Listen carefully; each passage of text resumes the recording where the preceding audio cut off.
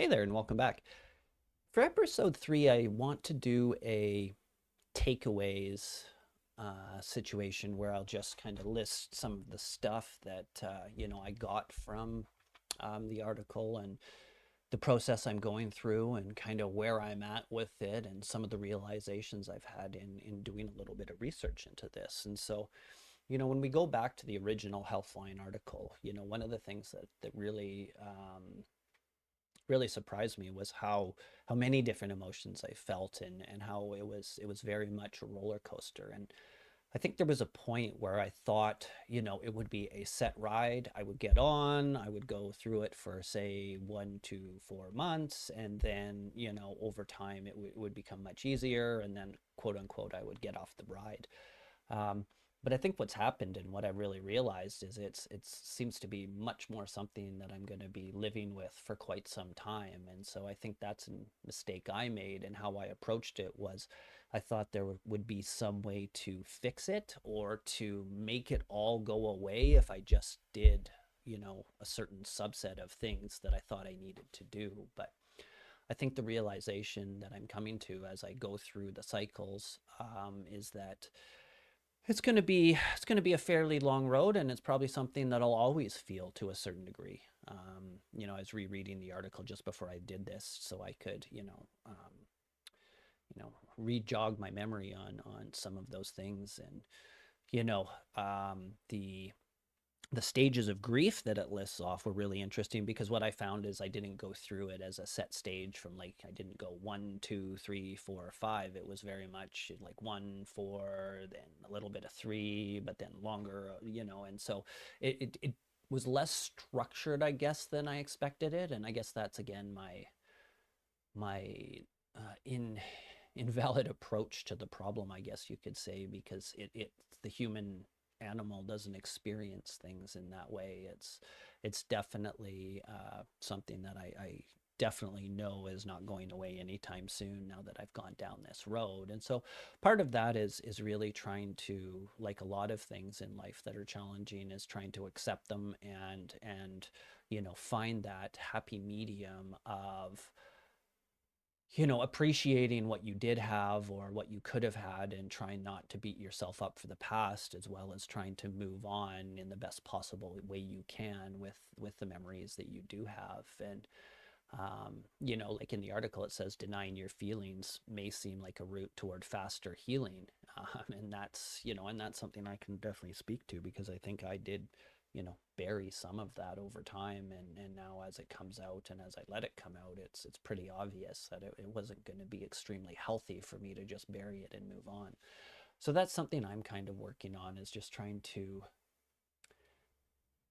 walk the road every day, do those right things, make those, when you get into those points, or where you're thinking about it too much, like, how can I break that cycle in my own mind? Do I need to exercise? Do I need to go see my family? Do I need to call a friend? Any of those things, just to take away a little bit of that. I do find being busy really helps, but one of my fears is that by being busy, I'm then ultimately, not thinking about it, which means I'm ultimately just avoiding the problem still. So I was watching a good video on just, what was it, the habits of executive leadership, and one of the ones that they mentioned, it was a pretty good one. And the guy who was hosting it mentioned that, you need time for, well, what did he call it? Silence, solitude, and it was 3 words, but basically it's like being alone with your thoughts without input coming in, like not listening to a podcast or whatever, just sitting quietly in silence and letting yourself just feel things. And one of the things they said was that it would make you feel uncomfortable when you first started it, because it feels like you're wasting time, and it's like, what am I doing, and stuff like that. And but what I found for myself too was, when I wasn't taking that time to have pure quiet time with no external inputs coming in, it contributed to that ability to ignore things. And um, in the evenings, sometimes when I wake up at 2 in the morning and I start thinking about mom, I'll experience a few feelings, and I'll let them kind of run their course, but then I'll also kind of, try to pull myself back and have some quiet time and think about, okay, well, why am I feeling this now? And it's okay to feel that. And like what is the thought process I need to go through if it's come back into my mind? Do I need to, go through some of the happy memories I have with her, or do I need to, think about some of the more challenging times and come to grips with them and stuff like that? And it was interesting too, because the article also makes the point of saying that when you've had a strained relationship with the person, you might have a lot of feelings of guilt. And for myself, I don't have a ton of feelings of guilt, like things should have been different or things like that, but more of just that kind of sense of loss, like just there's this part of you that was always there and now it's no longer there. And it's a very bizarre feeling, I think, for a lot of people, and I've certainly found it uncomfortable. So stage one, like those stage one, two. So stage one was denial, anger, bargaining, depression, and then acceptance. And it feels like I'm starting to get a little bit more into the acceptance stage now, but a lot of that is I think I've actually put some effort into dealing with it. And this whole kind of little mini video series really just detailing some of my challenges and how I felt about it has been very beneficial for myself to go through that process. And you know every individual may need to do something different. Maybe they need to go on a trip, maybe they need to, it could be any number of things, but ultimately it's something that we've got to try and work our way through. So, and then that whole take care of your well-being was a good one, and I'm really trying to do that, and I'm starting to feel better. I've been trying to get out and work out a little bit more, and just be more physical and jog a bit and stuff, and it's making a big difference in how I feel about things. And it's giving me an outlet. I think a lot of it is I get very, you get tense when you start thinking about it, and that physical outlet allows your body to, release a lot of that tension in a positive way, I think. So I'm really trying to do that, and depending on your own situation, and maybe walking, biking, who knows what anyone wants to do, but I definitely have found that going out, not necessarily even listening to music when I jog, but just listening to the wind and stuff like that, it kind of centers me more in a way that I wouldn't have thought was as valuable in the past. But as I'm working through some of these challenges now, I'm beginning to realize that, you know, some of the things that I was doing that, kind of was allowing me to not be present in the moment were also affecting my ability to get over, some of those losses that I'm dealing with now.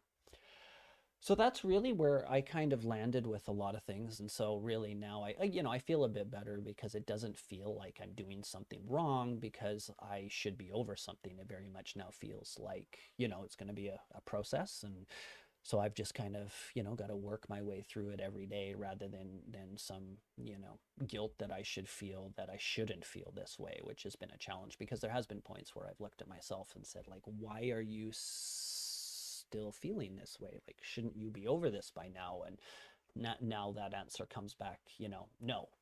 Maybe some are, maybe some aren't, but there's no kind of recipe for it, if you will, to come out with exactly what you want. It's a lot of trial by fire, I guess you could say. So that's where that's at. And so I guess again too, I want to kind of end with a few questions, and hopefully, if anyone does get any value, I mean, nobody may ever hear the videos or whatever, but if somebody does comment and there was, maybe 6 or 7 interesting comments, I might come back and redo a video just kind of discussing maybe an update of how I'm feeling about things, and maybe some of those great comments or some of the things that other people did where I was like, wow, that is a really good idea to try and address it, and I can see how that would really help. So I will do that, but in the meantime, really look after yourself.